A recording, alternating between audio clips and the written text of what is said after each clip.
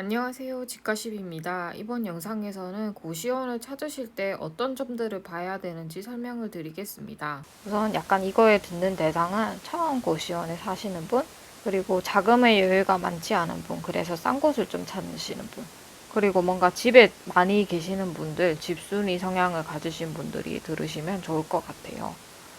우선 여자분들을 말씀드리면 저는 여성 전용층이 있는 고시원에 가는 게 좋다고 생각해요.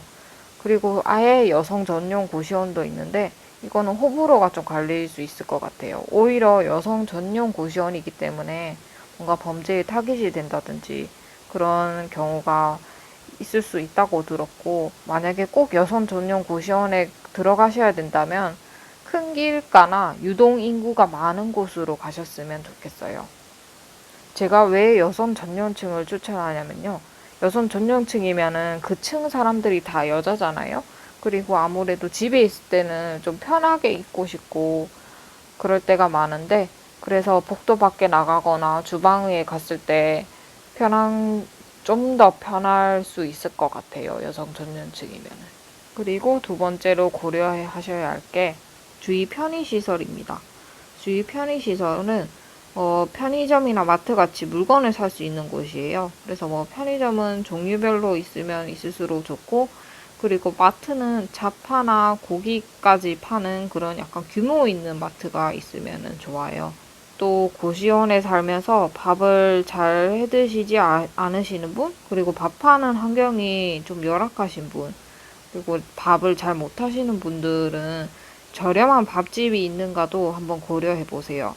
김밥 천국이나 한솥 도시락, 아니면 컵밥을 파는 노점같이 3,000원에서 6,000원 사이에서 끼니를 해결할 수 있는 곳이 있으면은 패스트푸드점도 해당이 되겠죠? 그러면은 다른 시설 같은 경우에는 코인 세탁소가 있는지 부가적으로 체크를 하시면 좋을 것 같고, 그다음에 중요한 게 산책을 하실 수 있는 뭔가 주변 환경이 있는지 체크하시는 것도 좋아요. 딱히 공원이 있다고 하지 않더라도 하천이 주변에 조금만 걸어가면 있어서 산책을 할 수 있다든지, 아니면 주변에 번화가가 있어서 그냥 걸어 다니면서 사람 구경을 할 수 있다든지, 그런 환경이 있으면은 많이 도움이 됩니다. 정신 건강에 특히 많이 도움이 돼요.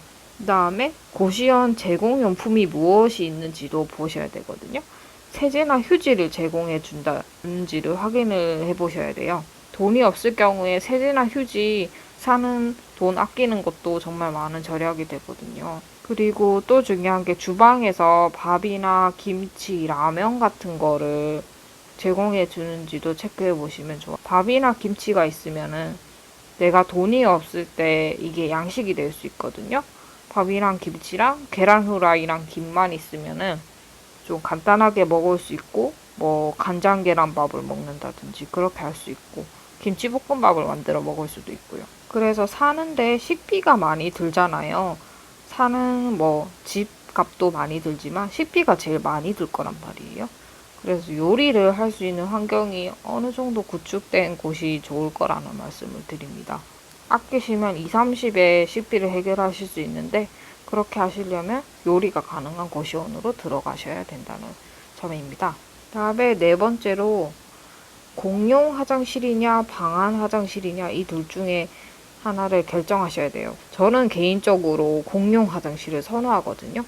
왜 그러냐면은 그 화장실을 제가 관리를 안 해도 돼요. 청소를 하지 않아도 되고, 내가 쓰레기를 버리지 않아도 되고, 그리고 결정적으로 습기가 덜 차요. 그런데 공용 화장실을 쓰게 되면 이런 단점들도 있어요.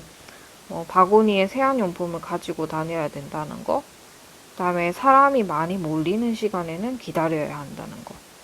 이거는 약간 고시원 주위에 있는 환경에 따라서 다를 것 같은데, 대학교 근처에 있는 고시원이라면 대학생들의 시간표가 좀 다르잖아요, 사람마다.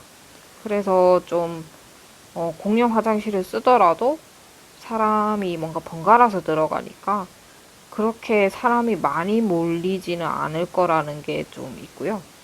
그런데 직장인들이 많이 사는 고시원이라면은 출근 시간은 거의 대동소이 하잖아요. 그래서 사람이 많이 밀릴 수가 있어요. 그 점을 좀 고려해 봐야 돼요. 그래서 아예 방문을 열어둘 수 있는 방을 얻으시면은 좀 환기가 되니까 괜찮을 것 같습니다. 앞서 설명드린 게 공용 화장실 장점이었고 장단점이었고요. 그 다음에 개인 화장실의 장점이라 하면은 내가 원하는 시간에 씻을 수 있는 거예요. 그게 장점이고, 단점은 청소도 내가 해야 되고 습기가 너무 많이 찬다는 거예요. 그 다음에 5번째로 체크해야 될 곳은 빨래를 넣을 수 있는 장소가 있는가예요. 뭐 예를 들면은 방 한 개를 따로 빼가지고 그 방은 빨래 넣는 공간으로 만들어 놓는 곳이 있고, 또 어떤 데는 복도에 빨래 건조대를 놔두는 곳이 있어요. 그런 곳이 없다면 방 안에서 말려야 되는데 빨래가 그리고 습기 찬 곳에 계속 있으면 냄새 나는 거 아시죠? 빨래를 널게 되면 누가 내 빨래를 가져갈 수 있어요. 그게 뭐 꼭 굳이 훔쳐가는 거라기보다는 착각을 하는 거거든요. 뭐 흰색 수건이라든지, 그래서 뭐 흰색 러닝이라든지 뭔가 사람들이 착각할 만한 거나 뭐 너무 개인적인 용품 같은 경우에는 제 방 안에서 말렸었어요. 6번째로 고려해야 될 점은 고시원 내에서 내 방의 위치입니다. 그래서 테두리 쪽에 있는 방일 경우에는 여름이나 겨울에 덥고 추워요. 방 바깥이랑 닿아 있기 때문에 특히 겨울에 너무 추울 수가 있어요.